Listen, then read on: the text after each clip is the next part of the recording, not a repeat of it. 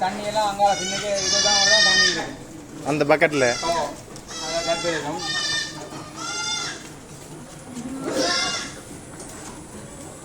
Separate பண்ணி விடாது கிராப்பில் சின்ன கிடாது.